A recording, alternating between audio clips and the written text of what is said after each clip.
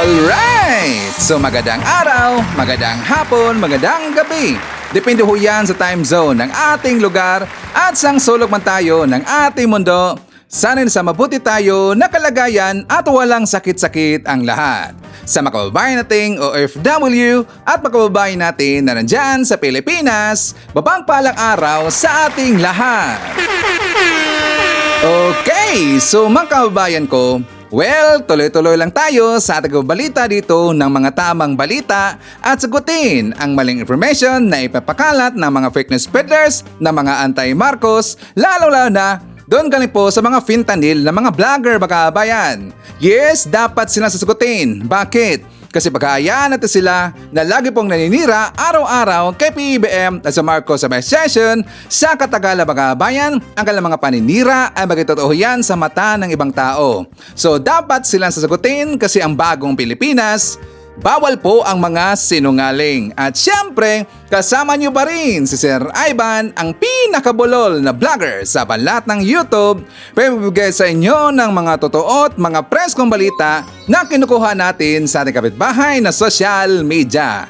So magandang buhay sa ating lahat mga kabayan and a happy Sunday sa ating lahat. Okay, so before tayo mag-start mga kabayan, well syempre, as usual, i-check more natin kung sino yung mga nakapasok sa ating top 5 commenters doon sa ating last vlog. At nandito sa listahan ang nanguna po, si Janel Nalbida Tablang. Meron siyang 45 na mga comments. Nandiyan po si Benjamin Maypay. Meron siyang 14 na mga comments. Ju Randar. Meron siyang 27 na mga comments. Jeline Quezon. Meron siyang 23 na mga comments. And Conrado Amugawin. Meron siyang 21 lahat ng mga comments. Again, sagasamos po sa ating top 5 commenters. At syempre, pasalamatan rin po natin ang ating mga silent viewer dito sa ating channel. Thank you so much. And also, thank you so much sa ating mga viewers na lagi pong nagla-like, lagi rin pong nag-shares ng ating mga videos. Thank you so much. And also mga kababayan ko, well, i-acknowledge po natin ang ating pong mga channel members. Nandyan sila si Maricres, Katita Dar, Cosmo Defender, Susan Torres, Eva Ponsalan, Edmond Casellejo, Lia Ann, Gold Digger, Samuel Membrado, and Bia Bibar. I-greet natin mga kababayan, ating pong mga suki, yung mga early birds natin at lagi pong naunguna sa pag-comment dyan sa baba sa ating comment section. Nandyan sila si Maricres Hernandez from North Carolina, USA. Nandyan rin po si Lynn Gonzalez, Moonflower, Margarita Figaro, Rales Carlinga. Nandyan rin po si Leonardo Asteliero, Jocelyn Cuarteros. Nandyan rin po si Livina Carbonel, Rodi Ricardo, Marita Villanueva, Evelyn Borromeo, Aspernito, Florifigo Mapac, and Gloria Marquez. Okay, so kumusta ang lahat mga kabayan? How are you today? Well, of course, I'm hoping po na sana maganda ating gising ng umaga at meron pa tayong energetic po na aura katulad na po kay Sir Ivan. As usual, doon po sa ating kababayan po na kagising pa lang at wala pang energy, don't worry, si Sir Ivan po ang bahala sa inyo kasi painitin ko po kagad ang inyong mga umaga kasi marami po tayong mga baon po ng mga pasabog at napakainit po ng mga balita at syempre, madidibang po tayo ng mga katarataduhan po, mga pinagkakalat po ng mga fake news ng kabilang kampo. So Luzon, Visayas at Mindanao, sa ating mga kababayan po ng mga OFW at walang sawang sumuporta dito sa ating munting programa, thank you so much and happy weekend po sa ating lahat. Okay, so mga kababayan ko, well, siya nga pala sa ating po mga DBS, mga anti-Marcos, ano na nangyari? Di ba bukas July 1 na mga kababayan? July 1 na po bukas. Ano bang sinabi nila noon? Na before daw papasok yung July 1 mga kababayan, matatanggal na sa pwesto si PBBM. Ano nangyari? Ano ba? Meron bang reschedule ba? Reschedule? Nakatawa naman eh. Di ba lagi nang sinasabi ang makabayan na si PBBM daw, ang bangag daw, hindi daw aabot po ng SONA or hindi po aabot po ng July 1 makabayan. Pero bukas July 1 na, mga sinungaling talaga eh. Mga bot-boton makabayan. Alam niyo ba yung bot-boton? Mga sinungaling. Manang-mana talaga doon po sa kanilang mga puon makabayan. Mga puon kasi marami. Nandyan si Digong, nandyan si Kibuloy, si Basti, si Pulong at saka si Sara Duterte makabayan. Mga poon kasi mga amon na yan. So kung ano po yung mga poon, napakasinungaling talaga. Like for example, ito pong si Digong makabayan at sa yung lahat po ng Duterte, Talagang napakasinungaling ho yan. So yun rin po ang kanilang mga alipores, sinungaling mga kababayan. So lagi lang sinasabi, lalo na ito pong si Hitad mga kababayan, na ipapalabas na nila itong Polvoron video. July 1 na po, nasaan na yung video? Hindi pa ba hindi pa ba natapos 'yon? Hindi pa ba natapos yung EI? Siguro na baka ayusin naman yang gagawin eh. It takes only 1 day lang po 'yan. Pero hanggang ngayon mga kababayan, yung Polvoron video wala pa. Yung PDLX, nako po, na napurnada mga kababayan, walang nangyari. At ano pa yung mga plano nila? Meron silang binubuo ngayon na grupo mga kababayan. Yes, meron po yan. Saka mamaya, pasabog natin yan. Kasi nga, di ba, laging sinasabi po, at may sinabi po itong si Digong, na hindi daw sila mga away po, at hindi sila ng away, o hindi rin po sila galit po kay PBBM, as a Marcos administration. Hindi daw sila galit makabayan. Pero ano man ang kanilang pinagsasabi dyan sa kanilang mga rally, pinagagawaan nila dyan sa mga rally, di ba, lagi lang sinasabi po na BBM resign, Marcos resign, PBBM daw bangag makabayan. Hindi pa yan pang-aaway. Diba? Ginagago talaga nila ang taong bayan. Ginawa lang tanga po ang mamayang Pilipino. Saka Santos de Macabay, no? Ang dami pa rin pong nauto doon sa kabilang kampo. Marami nga akong nabasa doon sa ating last vlog Makabayan. And also the other vlog na daw si Digong daw yung pinaka-the best president Makabayan. Agree ba tayo? Si Digong daw ang pinaka-the best president.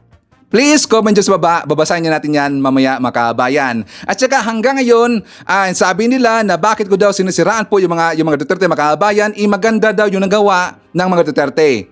Well, meron naman pong mga proyekto ang Duterte administration na okay naman po talaga. Hindi ko pinakaila yan. At hindi ko yan ginhakog. Ano tama sa Tagalog pinahakog makabayan?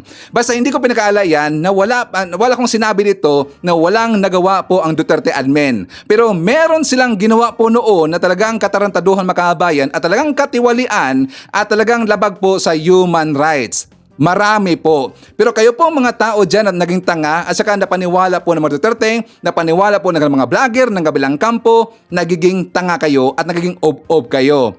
Ako noon, sinuportahan ko po yung Duterte. Totoo yan. Hindi ko yan tinatago. At alam ho yan ng aking mga viewers dito. Di ba marami pong nagsasabi? Sabi lang, Sir Ivan, ano nangyari sa'yo? Yung mga nauto doon sa kabilang kampo mga kababayan, bakit daw noon, ginpraise ko daw yung mga Duterte, sinuportahan ko yung mga Duterte, pero ano yung nangyari ngayon? Bakit ko daw sinisiraan mga kababayan? Unang-una, kung nasabi ho ninyan, dapat tanungin din rin po yung kabilang kampo ng mga vlogger. Bakit sila naging bias? Bakit sila nagiging lagi pong nainira kay PBBM, kay Efelisa at saka kay SMR? Bakit sila lagi pong nainira? Dapat tanungin nyo lang po kasi sabi ng mga kababayan, nagiging bias daw ako. Puro daw mga good news ang ibinabalita natin dito. Puro daw mga proyekto daw ni PBBM ang mga ibinabalita natin dito at saka yung mga nangyari po sa gobyerno natin. Pero how about daw yung iba daw mga topics? Saan doon? Saan doon yung mga pinag-ingay nila ni SAS? Pinag-ingay nila ni SAS? Bakit naman kung maniniwala na ni SAS? Bakit naman maniniwala na ni Trixie? Nila ni Badoy? Nila ni Kairik? Yung sila si Jason sa? Mga bayaran yun Alam ho natin. At huwag nyong itago at saka huwag kayong maging tanga at huwag nyong sabihin hindi sila mga bayaran.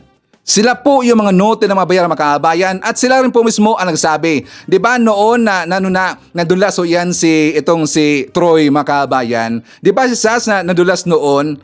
Inamin nga nila na sila po yung nabayaran makabayan at sabi rin po niya noon ni Nino Barasaga na sila po ay binayaran. Ang mga banateros, grupo nila SAS, sila si Hitad, alam ho nila yan. Pero bakit nyo laging sinasabi na naging bias tayo dito, lagi nang nainira dito, pero ang dapat tanongin ninyo, bakit nagiging sinungaling itong si Digong? Bakit niya sinasabi po at saka lagi niya sinisaraan po si PBBM? Alam ho natin si PBBM, nagtatrabaho lang ho yung mama. Nagtatrabaho lang po ang ating presidente at hindi niya niriresbakan po yung mga sinasabi po ni Digong. Yung sinasabi po doon nila ni Baste, ni Pulong, sino mga taong gonggong na nandyan, si Roking, narinig yung misbag si PBBM. Nagsasalita lang siya kung siya po ay tatanungin. Pero hindi po yon paninira sa kabilang kampo makabayan. Di ba? May narinig ba tayo? Ganon po talaga ka-statesman itong si PBBM. Talagang napakaswerte ho natin, ganon po na klase ang ating presidente. Pero hindi kasi nila yan po matanggap makabayan. Bakit? Kasi nga hindi po makakagalaw at saka hindi rin po magagawa po ng gusto lang gawin yung mga personal interest nila ng kabilang kampo, sila si Kibuloy, sila si Digong at saka yung mga kilala natin po ng mga personalidad na kung saan gusto po makapwesto dyan sa gobyerno pero hindi sila nabigyan po ng pwesto makabayan. Ang iba rin po ang mga kasama rin po nila noon na kung saan nagkaroon dito ng pwesto dyan sa Malacanang pero tinanggal kasi meron pong ginawang kabulastugan at kilala po natin yung makabayan. Okay? So mamaya, natawa kasi ako dito. Meron pong isang vlogger makabayan ng kabilang kampo at meron siyang in-interview. Ang kanyang in-interview talagang mapapahiya ako dito kasi nabungkal makabayan. Nabulgar dito, nabunyag kung ano ang kanilang plano. Pag-usapan rin po natin mamaya kasi nga, di ba si PBBM meron siyang interview kahapon makabayan. Tinanong siya ng isang not just isang reporter, actually tatlo yata yung nagtanong at saka the same po na question makabayan tungkol po dito sa pag-resign po ni VP Sara at saka ano ba yung kukunin dito, ano ba ang hinahanap dito ni PBBM na kukunin niya papalit po kay VP Sara bilang isang deputy secretary. Di ba yun po ang tanong makabayan at saka pinulapan yun ng isang reporter at saka but the same pa rin po na questions regarding po dito kay VP Sara. Well, siya nga pala makabayan. Bago po ilabas po ni Sir Ivan yung ating opinion tungkol po doon sa sinabi ni PBBM, agree ba tayo? Kasi nga meron pong lumabas na balita, di ba, parang recommend po ni Senator Chis Escudero, ito pong si Senator Angara makabayan, na papalit daw dito kay VP Sara. Okay ba tayo kay Senator Angara? Please comment dyan sa baba, babasahin niyan mamaya ni Sir Ivan. Kasi nga, di ba, ang maingay ngayon na pangalan makabayan, napapalit daw, posible napapalit daw kay VP Sara, di ba, una pong umingay na pangalan, di ba, si Ma'am Clarita Carlos. And secondly, ang umingay po na pangalan, si Lina Robredo. And third, ito rin pangalan po ni Angara makabayan. Pero inoferan daw ng Malacanang yung si Kimbao. Kimbao na ba? Si Kimbo makabayan, si Kimbao. Si Kimbo makabayan, inoferan siya. Pero dinecline niya. Kasi ang gusto niya makabayan, sinabi kasi yan ni Kimbo, sa gusto niya na ang papalit po kay VP Sara at saka magiging defense secretary ay yun daw hindi politiko makabayan. Which is for me, I agree talaga, yung hindi politiko at saka merong alam talaga dito sa pagiging educator makabayan. Gusto ko talaga yung hindi po politiko kasi nga baka mapolitika makabayan Pero syempre, sad to say, hindi po ang iba kasi makabayan nga gusto na gipan-recommend nila, ito pong si Angara. Actually, si Angara ngayon yung pinakamataas po na rating makabayan na papalit daw ni VP Sara. So kung ano mga ating masasabi dyan, ang inyong opinion, so feel free po sa comment dyan sa baba at saka babalikan nun yan mamaya ni Sir Ivan makabayan. Okay, so ngayon makabayan ko, alam nyo, simple lang po bumanat si PBBM. Bakit si Ivan? Totoo lang, simple lang pong bumanat si PBBM. Kasi nga alam ho natin, di ba? Nagpasa na po ng resignation letter itong si VP Sara at saka tinanong po siya ni PBBM kung ano ang kanyang rason kung bakit siya nag-resign makabayan. Di ba wala siyang sagot? No comment. Pero hindi siya gin-force dito ni PBBM na pasagutin kung ano ang kanyang rason, ang kanyang side kung bakit siya nag-resign makabayan. So ito lang po siyempre tinanggap po ni BBM at saka tapos po yung tinanggap po ni BBM at saka respeto niya ang desisyon po dito ni VP Sara. Ngayon, sa kanyang interview kahapon makabayan, meron siyang nasabi doon. Sabi niya, ang gusto niya na maging next po na defense secretary ay epektibo daw. Una, epektibo. Sabi niya, epektibo makabayan. And second, sinabi po ni PBBM na kaya daw paunlarin yung DepEd makabayan. And third, sabi po niya na naintindihan niya yung pagiging educator. And last one, pang-apat makabayan, ito nakatawa talaga kasi sabi po ni PBBM, marunong siyang humawak po ng budget makabayan. Saan dyan sa apat na qualifications na nandyan po kay VP Sara makabayan? Apat na yan. Di ba wala? Kahit isa? Di ba? Kahit isa makabayan, wala talaga Ano sabi niya? Una, epektibo. Pangalawa, kayang paunlarin po yung DepEd. Pangatlo, naintindihan po ang pagiging educator. At last, yung pang-apat, sabi niya, marunong humawak daw ng budget makabayan. Marunong humawak ng budget?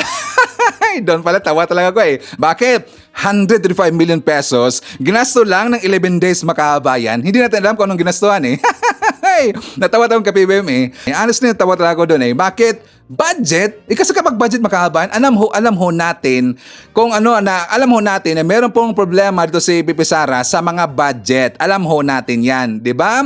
Tapos alam niyo makahabayan, honestly, meron naman kasing mali itong si PBM noon. Itong pagpilin niya kay Pipi Sara, napanghawakan niya, ito pong sektor po ng, ng education makabayan. Tutulang mali talaga doon si PBM. Pero at least, lesson learned, at saka marami talagang nagsabi dito ng mga lolista, mga Marcos, pati nga yung mga political analyst makabayan, at saka yung mga opisyalis po doon sa Kamara, sabi nila, mali talaga ni PBM na pinili niya si Pipi Sara na panghawakan niya itong DepEd, which I agree talaga makabayan. I agree talaga. So at least ngayon, naghanap na po si BBM na yung qualified talaga. Pero doon po sa binanggit po ni BBM na 4 po na qualifications, wala doon. Kahit isa si Pipi Sara.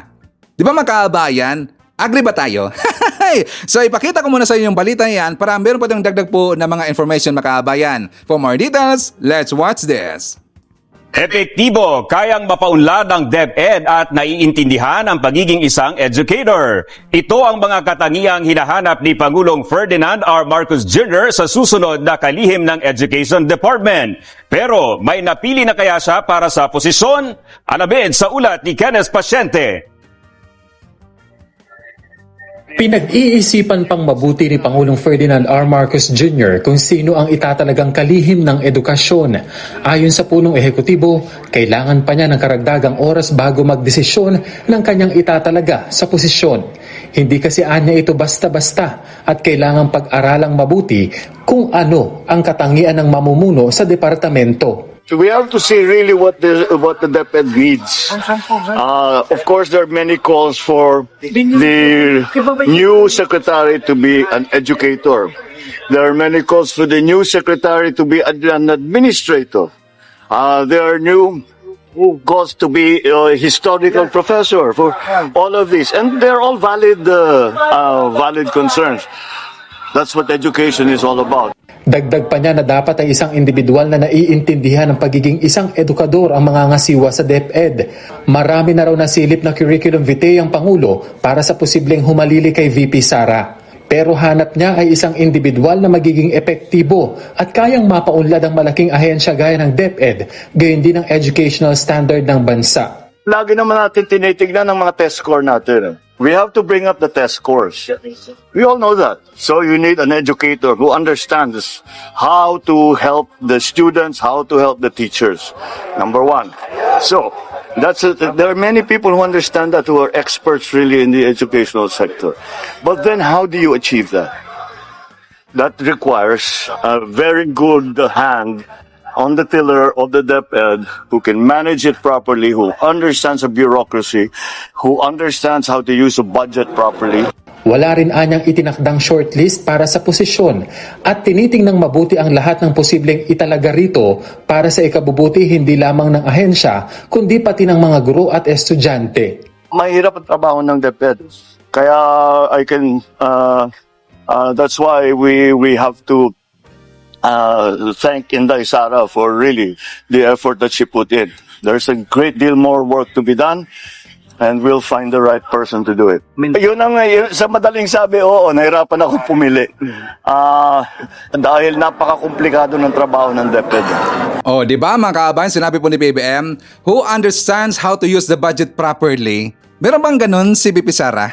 Nakatawa talaga eh. Pero talagang sayang nung panahon na yun, no? Kasi nga, alam mo natin, aminin natin, nagkamali talaga si PBM, napiliin po si VP Sara na panghawakan niya yung sektor po ng education. Kahit noon pa man, alam na ho ni PBM na wala pong kakayahan na ganyan si VP Sara. Mismo po sinabi ni Sara na wala siyang kakayahan po at wala siyang alam po at wala siyang experience tungkol ito sa education makabayan. Kaya nga nakarelay lang siya dyan po sa mga sekretary, nakarelay lang siya dito po sa kanyang ASEC, sa kanyang USEC, at every time po mayroong mga questioning po dito po sa gobyerno natin, sa Kamara, sa Senate, 'di ba? Palagi mo niyang pinapadala ang kanyang mga sekretary makabayan kasi nga natatakot siyang sumagot kasi wala siyang experience at hindi rin po niya alam paano sumagot makabayan. 'Di ba? Lagi na nakikita po. One time na po natin nakita si Sara doon po sa hearing makabayan, 'di ba, sa budget. one time lang po. And the rest of the hearing sa Kamara, sa Senate, wala po. Lagi lang po yung ASEC at saka yung si USEC, yung si PUA Makabayan. Okay, so before tayo magpapatuloy po sa ating mga balitaan Makabayan at saka mamaya mandidibang ho tayo. Well, syempre, kukumustahin ko muna kayo at saka shoutout natin ating mga pinalangga po na mga legends, ang ating mga senior citizen. Hala po, kumusta? Kumusta? I'm happy po na sana nasa maayos tayo na kalagayan. Nandiyan rin po kasama natin ang mga pinalangga na mga Marcos Loyalist. At syempre, kasama rin po natin ang mga DDS na mga matituno. Nandiyan rin po kasama rin po natin ang mga Pinklawan at saka yung mga Dilawan. At syempre, mga kababayan ko, help me welcome sa ating po mga new subscribers. Mga bagong pasok dito sa ating channel, welcome to the family and thank you po for appreciating our channel. Okay, so mga kababayan ko, before ko papakita sa inyo yung mga good news, siya nga pala, gusto ko lang pong i-greet ang Taclobanon. Mga taga-Tacloban, happy Fiesta ho sa inyo. Kasi nga today mga kababayan, Fiesta po dyan sa Tacloban. Kaya nga nandun po kahapon sila si SMR mga kababayan. And until today, siyempre ngayon kasi nga Fiesta mga kababayan, marami pong event na nangyayari doon sa Tacloban. Honestly, maganda po yung Tacloban mga kababayan kapag 2 weeks before po sa kanilang sa kanilang before po sa fiesta, marami na ho yung mga event. Yes, every night. 'Di ba taga-Tacloban? Every night ho yan. Kasi naka-experience ako dyan mga kababayan. Fiesta po na Tacloban, I think 2 times yata. So 2 times ako na-experience dyan sa Tacloban ng fiesta. 2 weeks before sa event, sa June 30 or sa kanilang Fiesta Day, marami pong event po na maganda mga kababayan. So kahapon, nakita po natin po si SMR na nandun mga kababayan kasi nga dinala niya, inilunsad niya yung card program po ng mga kababayan para po makabenepisyo dito, mabigyan po ng tulong, mga cash assistance at saka iba pang tulong galing po ng ating gobyerno, ibinigay po ng ating gobyerno at yan po ay pinangunahan po ni SMR mga kababayan. At saka idagdag ko po dito ang balita tungkol sa update po ng pambansang babahay ng Marcos Administration. So for more details, let's watch this. Nasa 8,000 benepisyaryo sa Leyte ang naabutan ng ayuda sa cash assistance and rice distribution at integrated scholarship and incentives for the youth program ng Administrasyong Marcos. Naroon ngayon si Bella Lesboras live. Bella? Dominic, abot-abot ang pasalamat ng mga benepisyaryo ng CARD at EC program na inilunsad nga rito sa Tacloban City sa Leyte sa Martin Romualdez. Maagang dumating ang solo parent na si Angel dito sa Tacloban City Convention Center kanina para makasali sa cash assistance and rice distribution o CARD program ng pamahalaan. Dahil kumpleto naman ang kanyang requirements, hindi nabigo si Angel. Masayang-masaya siya dahil malaking tulong daw ito sa kanilang mag-ina. As a sales lady po, patapos na po yung kontrata ko ngayong July 10. Gagamitin ko po yung sanap sa pampuhunan ko. Thank you sa assistance at sa lahat po ng po ng programang to. Thank you po. Pinangunahan ni House Speaker Martin Romualdez ang paglulunsad ng CARD program sa lungsod na bahagi ng mga inisyatibo ng administrasyon ni Pangulong Ferdinand R. Marcos Jr. Layo nitong matulungan ang ating mga kababayan sa gitna ng mataas na presyo ng bigas at iba pang pangunahing bilihin. Sa kabuuan, nasa 5,000 benepisyaryo ang nakatanggap dito ng tig 5,000 pisong cash aid na may kasama pang tig 20 kilo ng bigas. Bukod sa House Speaker, kasama rin sa seremonya ang ilan pang kongresista. Sinasabi ko sila para magiging sila saksi, para makikita natin, hindi lang yung legislasyon, yung pagkagawa ng batas. Kailangan natin makita natin yung implementasyon.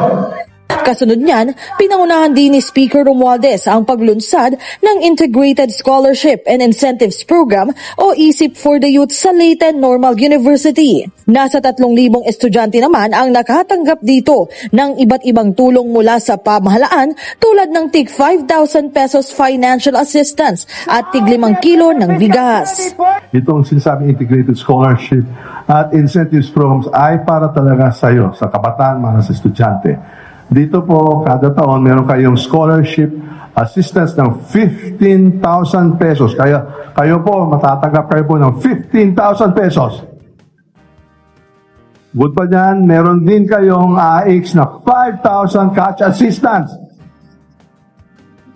Ang mga benepisyaryo, abot-abot naman ang pasalamat, tulad na lang ni Dance na isang education major student. I will give it to my parents para naman ma-pressure pag ginataga ko nin allowance every day. Next di what, di ba nagatagin rice, and 5 kilos. So, it's very helpful also haamon this. Dominic, bukod naman sa buhos ng mga ayuda ay tuloy-tuloy yung mga programa dito sa Tacloban City sa Leyte bilang bahagi ng Sangyaw Festival. Nakikita nyo nga sa aking likuran, may mga naglalakad na rito bilang bahagi ng Parade of Lights bilang celebration pa rin ng Sangyaw Festival. At mamaya, Dominic, nako, mga naggagandahang float yung inaasahang masasaksihan dito sa mga kalsada ng Tacloban City sa Leyte kasama ang ating ilan nating mga kongresista sa pangunguna ni House Speaker Martin Romualdez. Sisimulan na ngayong Hulyo ang pagtatayo ng pambansang pabahay para sa Filipino Housing o 4PH program sa bayan ng Balete sa Batangas. Target na matapos ito sa loob ng 2 taon at halos 5,000 mga Baleteño ang inaasahang makikinabang sa dekalidad, disente pero abot kayang pabahay ng Marcos administration. Narito po ang report. 14 na high-rise residential building sa isang moderno at tila magarbong township. Isang komunidad na di ninyo aakalaing pabahay pala ng gobyerno. Ito ngayon ang pinakaaabangan ng mga residente ng Balete sa lalawigan ng Batangas. Sa kasaysayan kasi ng kanilang bayan, ngayon lang sila makakatikim ng isang dekalidad, desente pero murang pabahay ng pamahalaan. Kaya naman sa idinaos na ceremonial groundbreaking at laying of time capsule ng itatayong Balete Lakeview Residences, isa si Mary Jane Malaluan sa mga sabik na dumalo. Buong buhay na siyang nangungupahan kasama ang 4 na anak dahil sa kakarampot na sweldo bilang barangay health worker at pag-e-extra sa isang lumihan. Nabigyan siya ngayon ng pag-asa na magkaroon ng sariling bahay. Excited po. Kasi? Meron pong ganitong programa. Ang ibabayad po namin sa upa ay dito na namin po ibibigay. Pangarap po rin po, gawa ng sarap po ng hindi na nangungupahan. Habang ikaw ay natanda, meron ka ng sariling bahay. Pati mga anak mo kasama mo. Hindi na mag-aalala ang mga tulad ni Mary Jane sa pagbabayad ng monthly amortization dahil sasagutin na ng gobyerno ang interest subsidy. Sa itinakdang price ceiling na 1.8 million pesos para sa isang 27 square meters na unit sa mga high-rise building na babayaran ng 30 taon, sa halip na mahigit 11,000 pesos kada buwan, magiging mahigit 3,600 pesos na lang ang babayaran ng benepisyaryo ng 4PH program. So malaking opportunity ito sa ating mga kababayan, lalo tigit sa mga taga-Balete. Kaya in-encourage ko sila na mag-apply sila sa pambansang pabahay para sa Pilipino. Kung sobra-sobra sa taga-Balete ito, pwede naman tayo mag-entertain ng mga taga-ibang lugar. At siyempre, dapat mag-register naman dito sa Balete. The proposed development is really fantastic. You are now like a New Yorker. That's the dream of the secretary. The concept of 4PH is a township development, not just the buildings, but it is a must. We require that there is at least 40% open space and preferably a central park. There are swimming pools, there are many more amenities which are only enjoyed at present times by those that are buying condominiums from the big developers, which are really beyond affordability by the common income earners. Present sa groundbreaking ang grupo ng infrastructure investment company na Zodus Group mula United Kingdom na nabuhunan ng $100 billion o mahigit 5.8 billion pesos para sa proyektong ito. It is with great joy and immense pride that we gather here today to break ground on a project that promises to bring hope, dignity, and a brighter future to many families in this community. Balete Lakeview Residences is a beacon of hope, a symbol of our shared aspirations, and a tangible manifestation of what we can achieve when we come together for the common good. Thank you, and let us look forward to the successful completion of the Balete Lakeview Residences. Mabuhay! Binigyang diin naman ni Presidential Management Staff Undersecretary Mark Cristeo Jimenez ang napakahalagang papel ng mga private developer at foreign investor para sa ikatatagumpay ng 4PH program at matugunan ang mahigit 6 million housing backlog sa bansa. I would like to commend the Crystal C888 Realty and Development Corporation for this initiative and to the Sotus Group who have come all the way from the UK for being partners who have funded this endeavor. This is a significant milestone as this also shows the interest of the private sector and of foreign investors in supporting the 4PH program of the government. Maliwanag yung mensahe na, alam mo, kay ikot ng presidente natin sa buong mundo, maraming sumasagot na mag-invest. Isa na nga itong Sotos. Umpisa lang ito. So, ibig sabihin, malaki ang tiwala ng foreign investors sa ating presidente. Kaya, napakaganda nitong programa na ito. Sisimulan na ang konstruksyon ngayong Hulyo. Ayon sa property developer, state-of-the-art ang mga teknolohiyang gagamitin nila sa pagtatayo ng ligtas at dekalidad ng mga gusali. Ang estimate natin dito is about 2 years complete. But after 12 months, we will deliver already probably 1 building, 2 buildings. We can do 6 days, 1 floor. So, magandang technology. Pumunta pa kami ng Malaysia, China, Japan to be able to come up with the best technology para sa housing na to.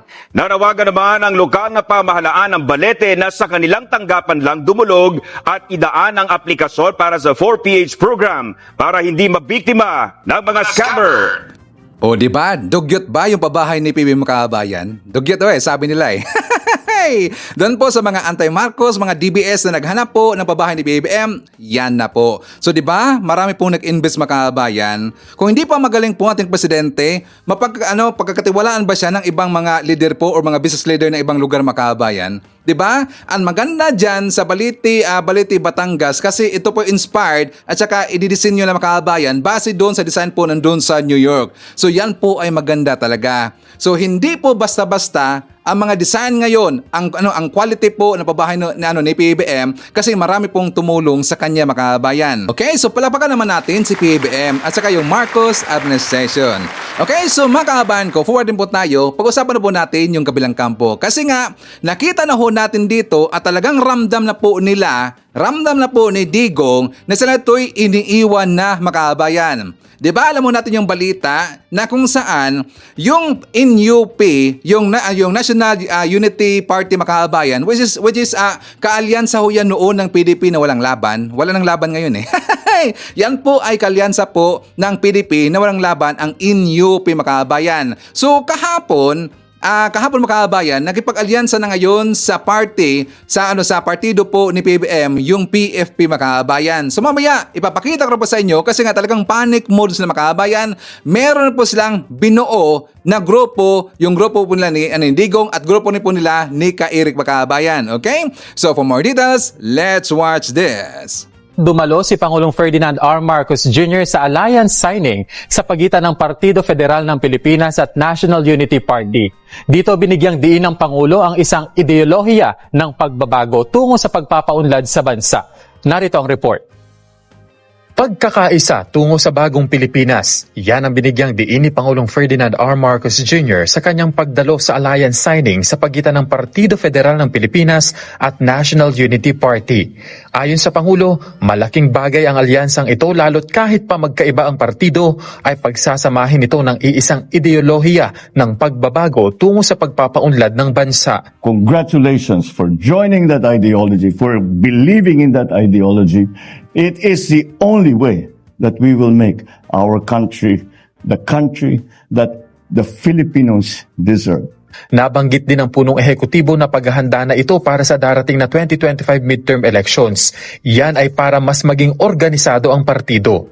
So when people come to us and say, pampolitika lang yan, nangyari lang yan dahil sa eleksyon, parating na ang eleksyon. Well, we cannot deny there's truth to that. We have to organize ourselves for the next election. But we organize ourselves, that's not a marriage of convenience. It is an understanding that we must come together if we are to transform our country into the modern, safe, sustainable, growing country that we dream of, that we have all dreamed of. Ipinunto rin ng Pangulo na asahan na raw ang mga puna matapos ang alyansang ito. Pero mas mabuting ituon na lamang daw ang pansin sa trabaho para sa bansa at ikauunlad ng pamumuhay ng bawat Pilipino. There will be many times that political forces will intrude upon that. And that is life. That is that is yan ang buhay ng politiko. You also, of course, we dream and there are principles that we uphold. But of course, there are political forces that get in the way. But that is the whole point of these alliances that we are making. That is the whole point, because we now formalize and put together a mechanism. If there are, in fact, these contradictions, if there are, in fact, these differences, that we now have a method to resolve them. Tiniyak naman ng NUP na makikipagtulungan sila sa PFP at sa Pangulo para makamit ang mga adhikain nito. Una nang nakipag-alyansa ang PFP sa Nationalist People's Coalition at Lakas Christian Muslim Democrats kamakailan. Naku po, paktay na. Ano na, DBS? Baka magiging diretso, inidoro na naman. Ngayon kasi siyempre tatakbo daw yung mga Duterte Makabayan para po sa next year midterm elections, para po sa Senado. Tatakbo sila next year. At yan po ay kinumpirma po ni BP Sara, pati rin po ng mga Duterte Makabayan. So, pag-usapan natin sila mamaya. Pero dito po sa issue kasi, dito po sa balita kasi ng INUP Makabayan, ulitin ko lang po, sila po kay kalyansa ng PDP noon. Iniwan sila ngayon Makabayan. Itong INUP, napakalakas niyan. Kaya nga malakas po yung PDP Makabayan kasi isa rin po ito sa rason kung bakit malakas yung PDP dahil po sa INUP. At isa pa Makabayan, I think napanood nyo rin po the other day kung saan nagpunta doon si PBBM sa isang event sa Cebu City Makabayan kasi nga 'di ba namigay sila ng payuda doon sa Bohol at saka sa Cebu Makabayan. Then nagkaroon dito ng speech ito pong si Gov. Gwen Garcia Makabayan na kung saan full support pa rin po sila dito kay PBBM. Kung saan mang ang partido ng PBBM, kung sino man yung makasama po dito ng partido ni PBBM, full support po yung One Cebu Makabayan. At ayaw pong suportahan po ni Gov. Gwen yung PDP. Bakit? Kasi nga conflict sila ngayon ni Rama Makabayan. Diba? Nag-conflict ngayon si Gov. Gwen at saka si Rama. So nag-decide dito si Gov. Gwen Garcia, ang One Cebu, ang buong Cebu Makabayan, full support dito kay PBBM. So, mas lalo pang lalakas po yung partido ni PBBM. Kaya kung napapansin natin po ngayon, di ba nagsikpasukan na, nakipag-sanib person na dito kay PBBM yung ibang mga partido Makabayan. Kasi alam na, malakas ngayon ang partido ni PBBM. Mamaya, pag-usapan natin Makabayan, yung ibang sabihin, kasi nga meron pong nabulgar dito, ito pong si Ka Eric, napakasinungal ng Makabayan. At dito po sa ginawa po ni Ka Eric, lalabas dito na ipinamukha niyang sinungaling lalo itong si Digong. But before that, ipakita ko muna sa inyo interview ni BP Sara Makabayan kasi nga kinumpirma niya na tatakbo daw talaga itong 3 stooges, si Digong, si Pulong at saka si Basti Makabayan. Parang sigurado lang dito na makapasok talaga sa Senado itong 3 Makabayan at yan po'y kinumpirma ni BP Sara. For more details, let's watch this. Wala na raw atrasa ng pagtakbo ng 3 mag-aamang Duterte sa pagkasenador sa 2025 midterm elections. Ayon mismo yan kay Vice President Sara Duterte na sinagot din ang ilang issue. Nasa frontline ng balitang yan si John Aroa. Wala raw pinipiling panig si Vice President Sara Duterte sa gitna ng lumulutang na posibilidad na siya ang gawing bagong leader ng oposisyon. Kasunod yan ng kanyang pagbibitiw sa gabinete ni Pangulong Bongbong Marcos. Sa kabila niyan, sinabi ni PBBM na may unity team pa rin at bukas pa rin daw ang kanilang kampo para kay VP Sara. Ang sagot lang dyan ng pangalawang Pangulo. Hindi ako gumagalaw for the administration, for the opposition or kung ano man yung politika na yan. Ang galaw ko ay base sa kung ano yung makakatulong sa ating mga kababayan at kung ano yung karapat-dapat para sa ating mahal na Pilipinas. So there's no Bago magbitiw sa gabinete, matatanda ang sinabi ni VP Sara, hindi na sila kandidato ngayon kaya wala ng unit team na binuo lang daw noong 2022 elections. Ilang araw naman matapos niyan, inanunsyo ng bise na tatakbo bilang senador sa 2025 ang kanyang amang si dating Pangulong Rodrigo Duterte at dalawang kapatid na sina Davao City 1st District Representative Paulo Duterte at Davao City Mayor Baste Duterte. Kanina, binigyang diin ni VP Sara na wala na itong atrasan. Ang grupo ni former President Duterte, musulti sila nga gaandam sila magdagan. Si Pulong Duterte, maingon po siya, andam siya nga mangdagan og senador. Ug istoryahan po nako ang mga tao na nakapalibot sa ako ang manghod nga si Baste Duterte, musulti po sila nga andam po sila or gaandam sila nga modagan og senador.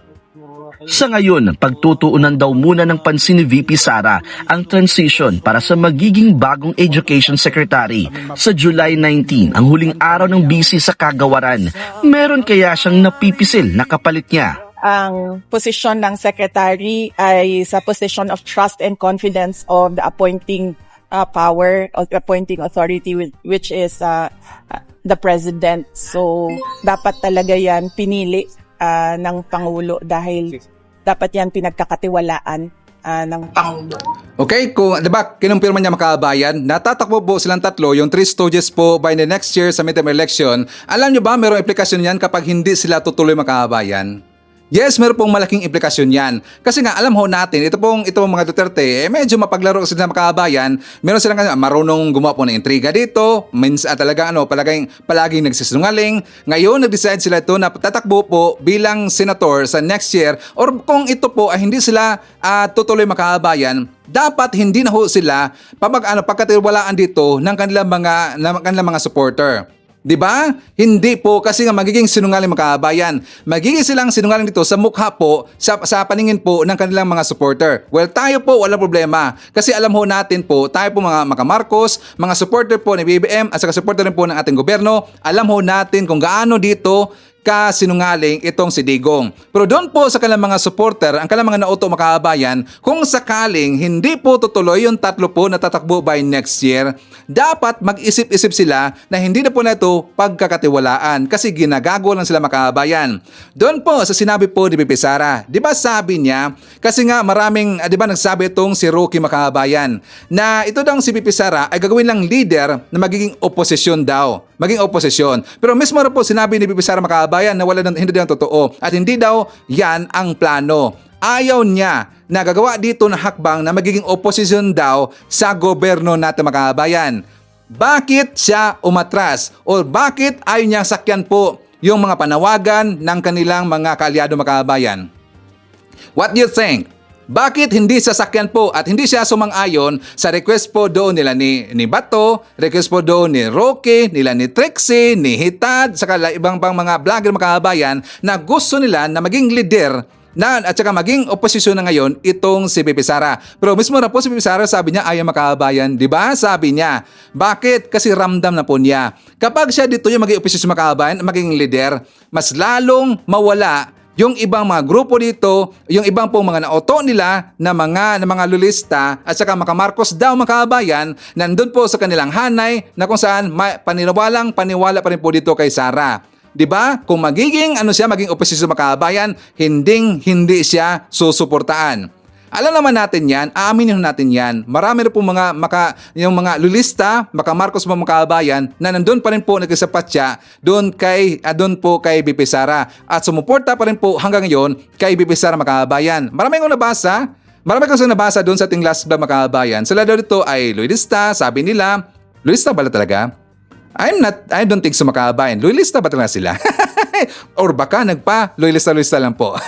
Gusto na kasi mang-uto makabayan. So ngayon, aatras siya, ayaw niya makabayan. Kasi nga, syempre alam nila, tagilid sila makabayan. Ngayon, ipakita ko sa inyo, ito pong vlog po ni ni Botanding Makabayan, itong si Roquin, kasi nga sigurado na sila na magkikipag-alyansa na, magkikipag-join na dito yung mga Dilawan Makabayan. Alam mo natin, nakita po natin sa balita na si Senator Risa Hontiveros, hindi siya sumang-ayon po dito sa mungkahi na nilabas po ni ex-senator Sunny Trillanes Makabayan. Di ba ang plano po ni Trillanes ay gusto niya makipag-join dito sa Red, sa mga Makamarcos. Ang Pinklawan plus Dilawan gusto na makipag-join po sa mga Makamarcos. Para sa akin, walang problema mga kabayan. Walang problema yan as long as ang makabenepisyo dito ang taong bayan. Walang problema sa akin. Pero hindi pa po ito nagdesisyon yung kanya mga kasamahan po ng mga grupo makabayan. Kasi siyempre, di ba si Risa Hontiveros ngayon ang nagiging leader nila? Sabi na ni Risa Hontiveros, nagagawa lang po sila ng kanilang partido makabayan or kanilang grupo. Ayaw po ni Risa na makipag-join dito kay PBBM. Pero kung sakaling mangyari yung makabayan, mangyari talaga na makipag-join po yung Pinklawan sa mga Marcos, mas lalong malugmok, mas lalong diretso inidoro yung mga Duterte makabayan. Pero wala pa silang desisyon. Pero ang sinabi dito ni Roque, sigurado makabayan, sigurado si Roque na makipag-join na dito yung mga Pinklawan at saka Dilawan. For more details, let's watch this. Abay, lumabas na ang totoo. Ang totoo po, magsasanib puwersa na ang Dilawan, Pinklawan at ang Marcos administration. O di ba sinabi ko sa inyo yan? Ang susi ng lahat dyan, si Lisa Araneta Marcos. Dahil si Lisa Araneta Marcos ay matalik na kaibigan at dating law partner ni Jojo Ochoa na naging Executive Secretary ni Noynoy Aquino. Tanggapin natin, magpaplano po sila na i-impeach itong si Inday Sara matapos siguro itong kanilang gusto mangyari na mag-charter change. Inuuna lang nila yung charter change. Walang kaduda-duda, sa Kamara may numero. Pero sa Senado, ibang usapan yan. Meron pong 12 na maiiwan dyan. Yung 12 yon, napakadami namang kinampanya ni Inday Sara nung huling eleksyon. Nandyan pa yung bloke ni Zubiri. 7 po sila, 5 lang may iwan. So 5 na yan. Meron pa tayong 3 PDP dyan. 8 na, no? So, tapos, kung magkakaroon pa ng 3 Duterte, di 11 na.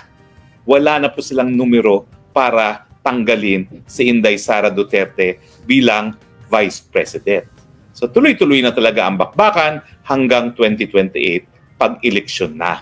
Naku, paano naman nila malulunok yung mga bato nila kay PBBM, kurakot, takapaglabag ng karapatang pantao, walang college degree, walang kakayahan. Tapos ngayon, magpapataas sila ng kamay sa eleksyon dahil alam nila na administration ngayon si PBBM, may pera at may organisasyon para mapanalo sila.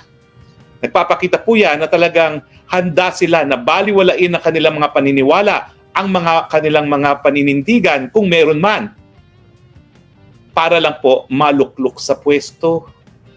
Sa tingin ko po, nakakasuka yung mangyayaring yan. Nakakasuka po talaga yan. Na parang, wow, demonyo sa PBBM, pero sa pagnanasa nila na makabalik sa pwesto, lulukin nila lahat ng mga sinabi nila kay PBBM, makabalik lang sa pwesto. Ang tawag po dyan, gahaman sa kapangyarihan.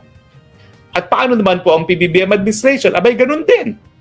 Kung gano'n nila kinasuklaman yung mga Dilawan at Pinklawan na nagpaalis sa kanilang pamilya nung EDSA, dahil nga alam nila na may banta sa mga Duterte, dahil mga Duterte kinu-question ngayon ang kakayahan ni PBBM na magpatuloy bilang isang presidente, kakalimutan na po nila lahat ng mga masasamang sinabi sa kanila ng Pinklawan at Dilawan at makikipag-isa sila.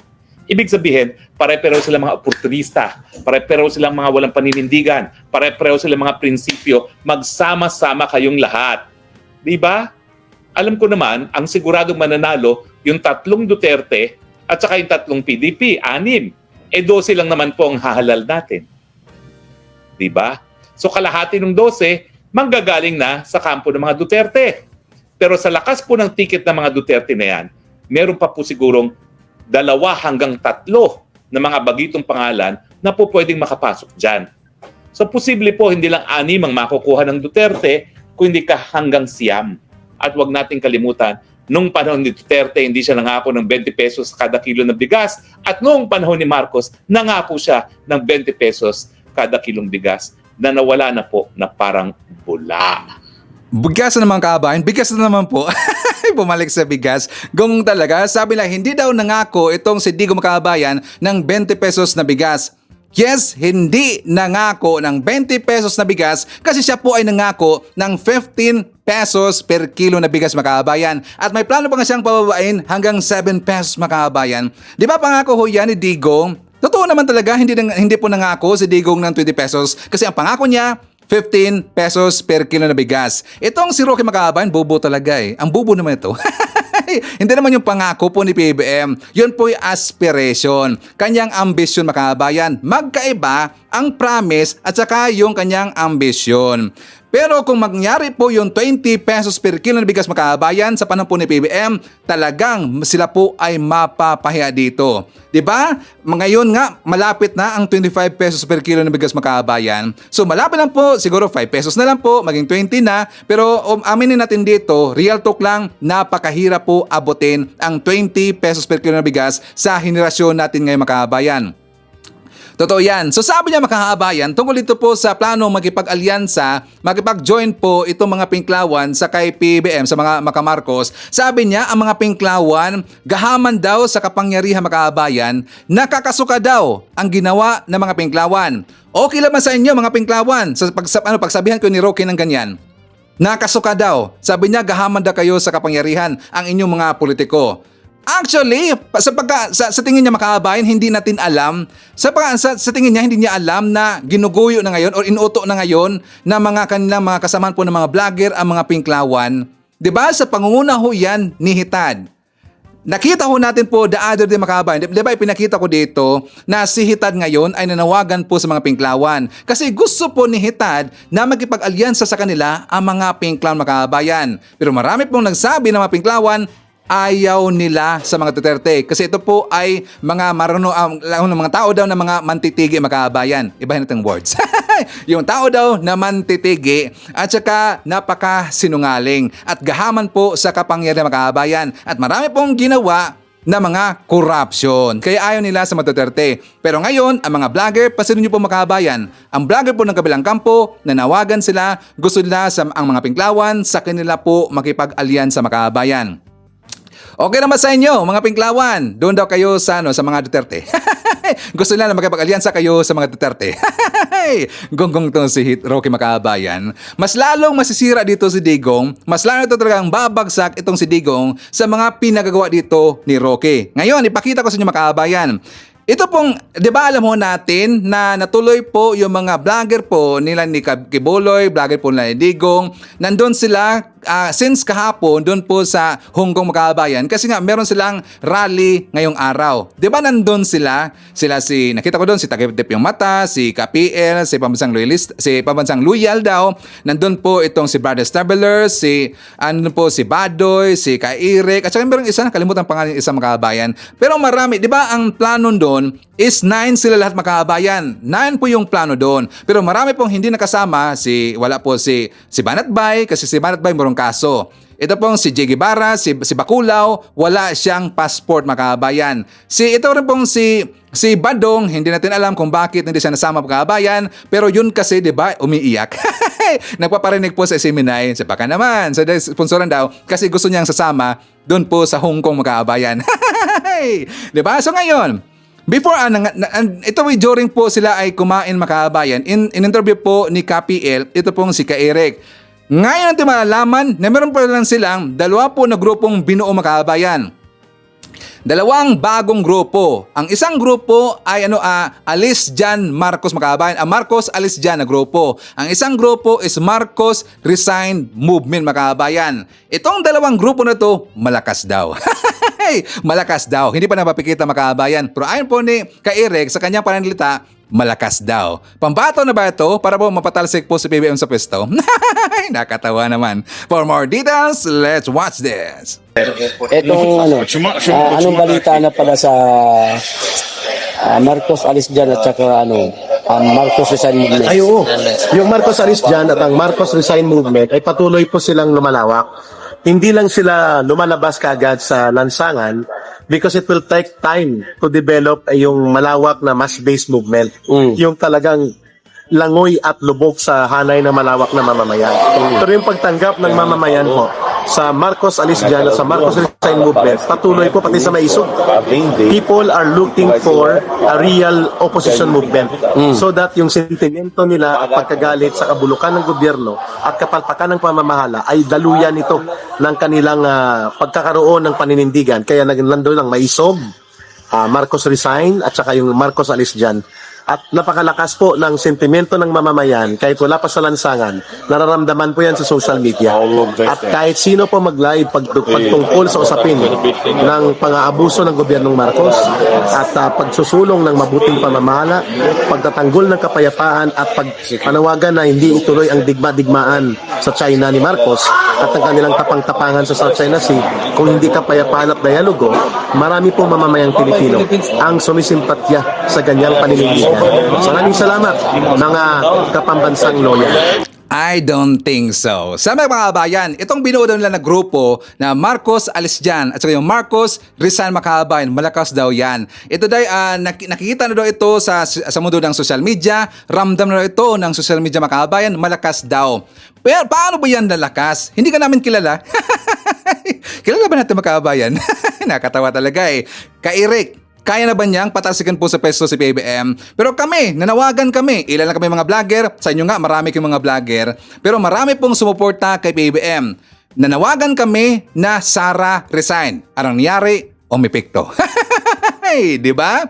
Di ba? Di ba makabayan? Epektibo talaga eh. Ating panawagan na Sara resign. Kasi hindi po talaga karapat-dapat itong si Sara na manatili pa dyan sa DepEd. Sa sektor po ng education makabayan. Kasi kawawa po yung taong bayan, kawawa po yung mga teachers, at lalong-lalo na kawawa po yung mga estudyante. So tama lang po siya po ay nag-resign. At talagang nakinig po siya sa ating panawagan makabayan na Sara resign. Pero yan pong binuo po ni Ka-Eric at saka nila ni Digongyo, nila ni Kiboloy, ang grupo nila ngayon at saka ng TAPS Coalition na BBM Marcos Alis dyan at saka BBM Marcos resign down, sabi ng makabayan. Epektibo kaya yan. Doon nga sa rally nila sa Austria makabayan last June 28. Di ba? Meron kasi nag-message sa atin. Sa Iban, ang mautog rally nandito po sa Austria. Taga-Austria po natin po na viewer. So nakita ko makabayan ko, ito pa yung pinagmalaki nila. Lumalakas daw sila, dumadami daw sila makabayan. Yan lang ba? Yan lang ba ang panglaban ninyo para matanggal po sa pesto si PBM? Magonggong. Hindi nga kayo umabot ng 50 eh. Umabot ba yan 50 mga kabayan? Yan ba panlaban ninyo? Titiresin lang kayo ng malulista. Titiresin lang kayo ng mga makamarcos. Dapat, sabihin nyo na lumalakas kayo, dumadami kayo, dapat yung grandstanding talaga, as in jump pack makabayan. Jump pack na yan. Ang conference hall nga na pinagdausan po na inyong mautog rally dyan po sa Austria, hindi nyo nga mapuno makabayan. Diba? Nakatawa talaga eh. Tas nasaan na? Ang July 1 daw. Ngayon makabayan ko, may papakita ko sa inyo kasi nga meron pong nag-usap-usap po na mga tanga, na mga bobo makabayan. Sabi ho dito, sabi po ito ni Maria Fima Duterte, si Kuting daw, si Kuting, gusto nang tanggalin makabayan. Tapos meron po nag-reply si Bodet, Mare, baka wala na suna si Daynor sa July. Wala na dang suna si PBM kasi daw matanggal sa pwesto makabayan. Sabi pa dito, nag-reply po ni Reyes, baka magdeklara yan ng martial law kasi hinahakot na mga sundalo mula sa probensya. Hinakot ba ni PBM ang mga sundalo galing probensya? Hindi naman yun, alam nyo po, hindi kasi maintindihan. Yung is na yun, tungkol po doon dito po kay Kiboloy.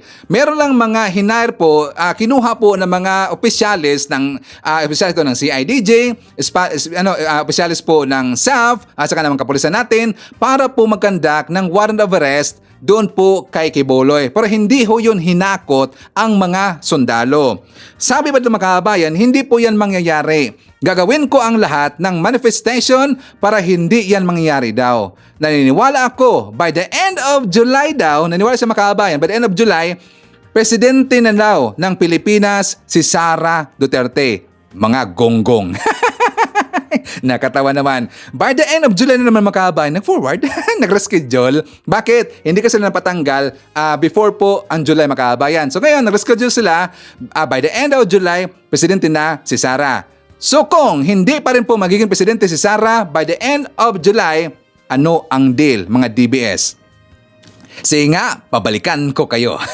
Nakakatawa naman. So, mga kababayan ko, insert ko rin ito kasi nga, di ba, napag-usapan natin po si Gov. Gwen Garcia na nagpahayag sa ito ng suporta kay PBBM kasi nga, siyempre si PBBM po talagang magaling po yan na presidente, talagang epektibo po ang kanyang pamumuno dito, epektibo ang kanyang polisiya at nakita ho yan ni Gov. Gwen Garcia. So, siya po dito po, napahayag po ng suporta kay PBBM sa kanyang partido, ang One Cebu, di ba sinabi ko na po yan, full support po kay PBBM. So dahil po ayan po ay nabalitaan po ng kabilang kampo mga kababayan, alam niyo ba nagagawa na naman po sila ng rally ngayong araw mga kababayan? That is June 30. June 30 mga kababayan, magkaroon ng po dito ng Mautog Rally, part 2 sa Cebu City. Kasi nga sila ay natakot dito kasi nga si Gov. Gwen nagsalita na full support sila kay PBBM. Nakakatawa naman. Pero makikita pa rin natin dito, hindi yan epektibo kasi po katiting na lang ang kanilang mga supporter mga kababayan. Katiting na lang po. Diba? Yan po ang sabi po ni Secretary Largadon. May terms ang ginamit mga kababayan. Basta sa akin, katiting lang eh. Ilan lang eh. Mga hindi po lalampas ng 50. So anyways, isa na po natin. Nandyan po si Jupay Kaligi Keto. Nandyan po si Sara Brightman Vlog. Nandyan po si Antonio Payos, Jovi Montero, Mary Jane Tan, Amy Mapala, Jillian Quezon. Nandyan po si Carmila Sanchez, Leonora Brown. Hi to Joanna Navalta from Oakland, California. Nandyan po si Romana Agatha Sapon Manuel. Hi to Angie Macaraig from Vegas, Rodolfo Basilio. Nandyan po kasama rin po natin si M. Sarino, Lilian Alyabi, Nay Fremi, May Domingo, Rosalinda Ilopre, hi to Maria Teresa Romero, nandiyan po si Carding de la Cruz, Masking Digma, IBB Alonso, Gemma Sampelo Camarines, Annabel Hoson, and hi to Zaldi Golmatico. Okay, so mga kababayan ko, ipapakita ko sa inyo yung vlog po ni Mike Abe kasi nga talaga pong sinabon niya dito itong si BP Sara. For more details, let's watch this. Ang Pangulo na mismo ang nagsalita matapos nga po yung ambush interview sa kanya kahapon o isang araw dyan sa Maynila matapos inunsad yung 2024 National Employment Summit. Okay, ang sinasabi niya, nagpunta raw sa Malacanang, nagpunta raw sa kanya si Vice President Sara Duterte at may dalang resignation. Irrevocable resignation ko kasi hindi nala. So itinanong, siyempre SOP yan, kahit naman sino, hindi lang sa presidente, pero lalo na yan, presidente ng Pilipinas. O bakit ka nag-resign na ng dahilan? Abay, huwag na raw pag-usapan. Ano yun, parang usapang kanto lang? Oh, ito yung resignation ko, ayaw ko na. Huwag mo na akong tanongin kung bakit ayaw ko. Ganon? Ganon level? Nag-uusap ang presidente at pangalawang presidente o vice president. Number 1 at number 2 pinakamataas na opisyal ng gobyernong Pilipinas. At nag-resign yung vice president as secretary, as vice chairman ng dalawang opisina. Tinatanong ng presidente, di ba pag ang presidente nagtanong, dapat mayroon kang explanation. Kung hindi mo man in-explain doon sa sulat mo o doon sa irrevocable resignation, dapat tinatanong ka ng Pangulo, pinaliwanag mo. Pero yung sabi rin, huwag na natin pag-usapan. Ano yon? Parang usapan sa kanto lang ng Rose Boulevard tsaka Calao o pare sa Kagaling. Hindi, Mare, dito lang. Bakit niya punta ron? Huwag natin pag-usapan. Grabe, no? Di ba parang ang layo sa level. Ang layo sa posisyon.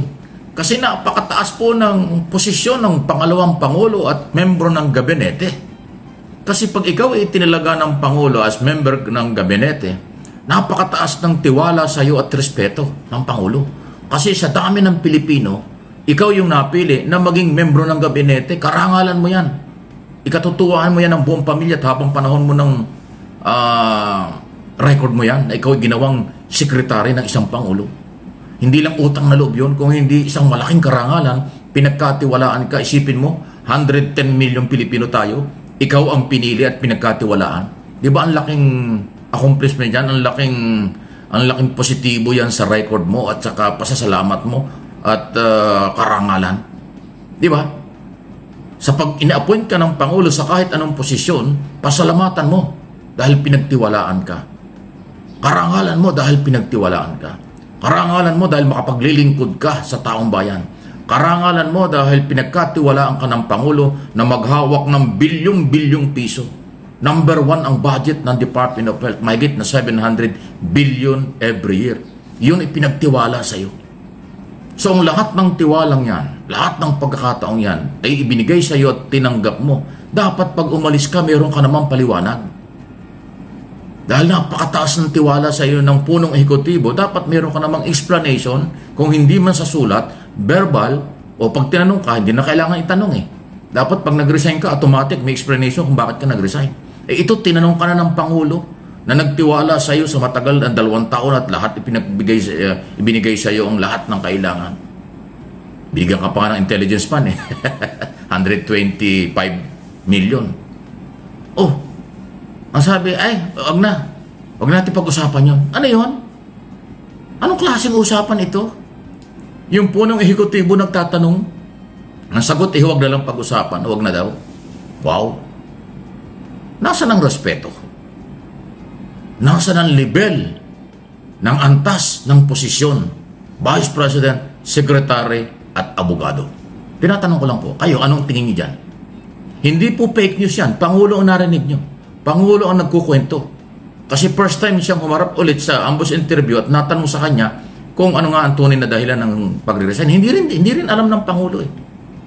Dapat, pag ikaw pinagkatiwalaan ng Pangulo sa anumang posisyon, at umalis ka, ipaliwanag mo kung bakit ka aalis. Kung ikaw naman ay tinanggal ng Pangulo, may paliwanag ang Pangulo kung bakit ka tinanggal eh. Di ba yung mga opisyalis ng gobyerno tinatanggal? Pinapaliwanag kung bakit tinanggal. May mga basihan para tinanggal. So dapat may basihan din na malinaw kung bakit ka nag-resign. Kasi institution ng pinag-uusapan dito, respeto sa Chief Executive, sa elected President, sa Pangulo ng Republika. Di ba? Wow! Ganyan na po yung usapan. Anong masasabi nyo? Anong masasabi nyo? Grabe, no? Ako, nagugulat ako sa ganyang level ng usapan. Grabe. Pangulo mismo eh. Hindi niya alam kung bakit nag-resign eh. Pangulo, hindi sinabi kung anong dahilan ng resignation eh. Ano yan? Eh kung media, kaya pala ang media, pag nagtanong, no comment. Pag ang media nagtanong, ayos sumagot. Eh ito, Pangulo na, hindi rin sinagot eh. Alam mo, pag tinanong ka ng Pangulo, kung may respeto ka sa Pangulo at sa posisyon bilang institusyon, karangalan mo yan. Kinausap ka ng Pangulo. Karangalan yan, binigyan ka ng panahon ng Pangulo. Ganun yan eh. Sa dami ba naman ng Pilipino? Pero ikaw yung kinausap, ikaw tinatanong, ang laking pasasalamat nun dahil kinausap ka, pinahalagahan ka. Pero dapat pag tinanong ka, magpaliwanag o kahit hindi ka tinatanong, kung kinakailangan, magpaliwanag ka sa Pangulo. Pero hindi ginawa. Wow! Ano ito? Ano yan? Anong klaseng mga tao ito?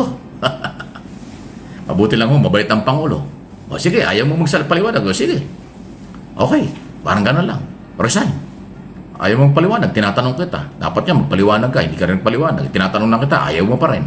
Huwag na raw pag-usapan. Ano to? Parang nagtitinda ng barbecue sa kanto, nagtitinda ng mananakyo sa kanto. O, bili. Tapos tinanong, ayaw ko niyan. Ba't ayaw mo bumili? Hindi na sinagot. Di ba? Hindi sinabing, mapait yung, mananakyo mo. Usapang kanto. Natatawa ko dyan. Alam niyo, kaya hindi ito panlalait. Kung hindi lang, gusto kong itaas yung level ng usapan sana.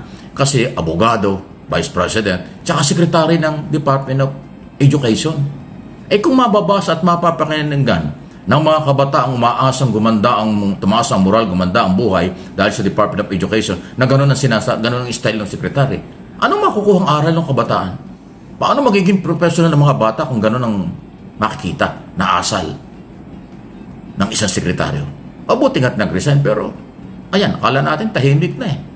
Nagkakulay pa, nagkaka-issue pa kasi ang Pangulo ay nagsalita na Parang ang Pangulo ay biktima. Ang Pangulo ay naguluhan. Bakit siya nag-resign? Ang Pangulo ay parang nabastos na nag-resign na walang paliwanag. Ganon ang implication nun. O kayo, any comment, reaksyon? Malayang malaya po kayo. Okay, so i-shoutout rin po natin. Nandyan po kasama natin si Ma'am Alicia Lic, LB Rosauro, nandyan po si Mary Grace, Sekretarya. Hi to Eds Villarreal, Rosalie Cartera, nandiyan po si Victor Ruben Basinga Salindong, Apple Nash, hi to Beth Modisto, biyahe ni AJTV from South Korea, nandiyan po si, shoutout natin si Jemson, si Regen, Jemboy Argeriel of Cute Cebu City, greetings from Rodolfo Ranarabor of Tansa Cavite, hi to Mones Morromeo, Aurora Mercado, Ramonita Navarro, Evelyn Garcia, nandiyan po si Lorna Riliano from Pasig City, Manila, hi to Evelyn Borromeo, and hi to Francis Felipe and Gilan Nib. Okay, so any comments, suggestion, reactions sa ating mga topics ngayong araw, please feel free to comment dyan sa baba at babasahin yan mamaya ni Sir Ivan. Okay, so anyways, yan pong ating nakalap ng mga balita ngayong araw. Kung nakaabot ka po sa portion na to, sana nakapag-like na ho tayo. Libre po mag-share, libre din ang subscribe. Again, maraming salamat sa mga viewers na hindi nag-skip ng ating mga commercials. Thank you so much. At before natin tatapusin ang ating programa ngayong araw, sana sabayan nyo si Sir Ivan para sa ating live messaging prayer. Panginoong Hesus, dalangin ko po na palakasin mo ang aking pananampalataya ngayon dahil kung minsan gusto kong sumuko kapag mahirap ang mga bagay. Panginoong Hesus, ibinagdarasal ko po ang iyong mapagmahal na kaaliwan ngayon dahil minsan nawawalan po ako ng pag-asa kapag binigo ako ng iba. Panginoong Hesus, hinahanap ko po ang iyong liwanag ngayon upang gabayan po ang aking mga hakbang dahil minsan naliligaw ako kapag ang buhay ay magulo at mahirap. Panginoon, tulungan mo pong buuin ang mga nasira, punasan ang aking mga luha at magsimulang muli. Dahil kapag nagtiwala po ako sa iyo na iligtas ako, lahat ay magiging posible. Sa ngalan natin Panginoong Jesucristo, Amen. So maraming salamat mga kababayan, and I hope to see you again on my next video.